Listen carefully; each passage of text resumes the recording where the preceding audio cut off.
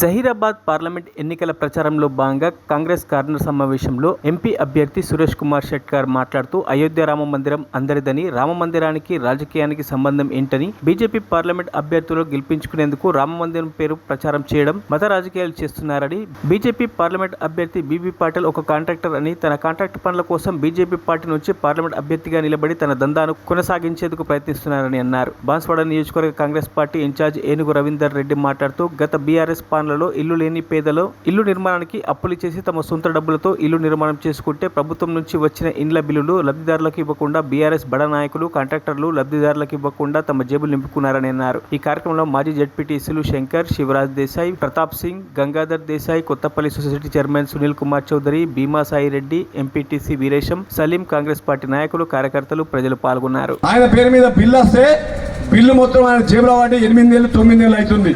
Bill ఇస్తలేడు. దొరకబట్టి పిలిపించడం, ఏంద్రా పైసలు అంటే నేను సర్పంచ్కి ఇచ్చిన అంటాడు. సర్పంచ్ అడిగితే నాకు లేవు, హాందేరు ఉన్నాయి అంటాడు.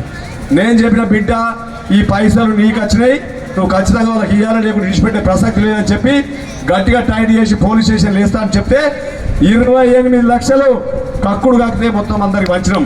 ఇంకా 22 లక్షలు ఉన్నాయి, అవి కూడా ఎలక్షన్ తర్వాత కక్కిపిస్తాం. మేమేమో ఒక దిక్కు ఏ ఊర్లో అవకతవకలు జరిగినాయి, ఏ ఊర్లో పైసలు వాడుకుర్రు కాంట్రాక్టర్లు గాపం చేస్తుంటే ఏం మాట్లాడుతున్నారు పోచారం. ఎలక్షన్ల ముందు ఏం చెప్పిండు, మీకు ఇంటి బిల్లు రావాలి అంటే నన్ను గెలిపియాలని చెప్పిండా లేదా అమ్మ? ఆ బిల్లు వస్తాయని చెప్పిండా లేదా? గెలిపించినాం. 4 నెలలు ఎడవనుకుని పోచారం. ఇవాళ ఎలక్షన్ రాగానే మళ్ళీ వచ్చి ఏం చెప్తున్నాడు, నేను మంత్రి గారికి చెప్పినా మోదీ గారు ఏం చెప్తున్నాడు, శ్రీరాముడు పెడుతున్నాడు. అరే శ్రీరాముడు నీవాడు నా శ్రీరాము మా అందరి వాడు, దేవుడు అందరి వాడా, బీజేపీ వాడు లేదా? అందరి వాడు. మనమంతా దేవుడికి పూజిస్తాం. దేవుడు వేరే, రాజకీయం వేరే. అయ్యా నీవు ఇదే మోదీ గారు, మోదీ ఎప్పటి మా పీక్ పాడే బిజినెస్ మ్యాన్, ఆయన ఒక వ్యాపారవేత్తకు కాంట్రాక్టర్ చేసుకొని పైసలు సంపాదించుకునేది. మరి అటువంటి అవకాశాలు రాజకీయం. ఇప్పుడే పోచారం శ్రీనివాస్ రెడ్డినే మరి ఆయననే 2 సార్లు గెలిపించింది.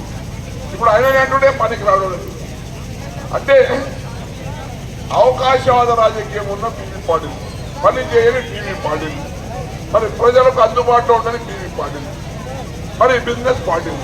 మరి ఆయన మీకు ఒక్క చిన్న ఎగ్జాంపుల్ చెప్తాను.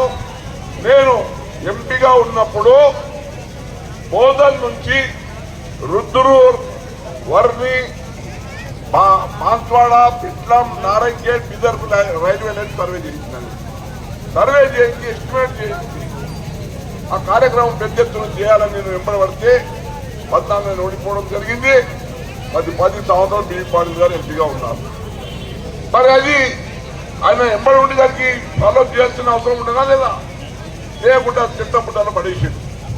మరిన్ని అప్డేట్స్ కోసం మా ఛానల్ని సబ్స్క్రైబ్ చేయండి.